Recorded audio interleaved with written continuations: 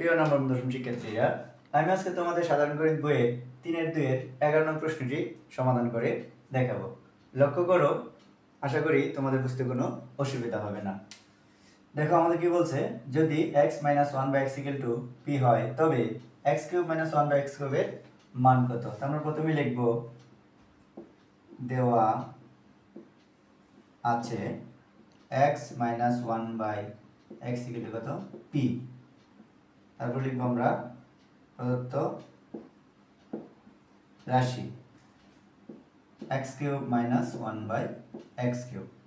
দেখো এটা যে আমরা সূত্রের ফর্মুলা তৈরি করি 1/x হোল কিউব, তাহলে a³ মাইনাস কি দাঁড়াচ্ছে b³।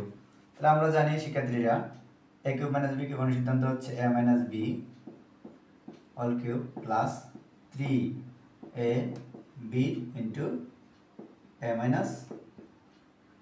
b। দেখো আমাদের সবগুলো মান দেওয়া আছে। x - 1/x এর মান হচ্ছে কত?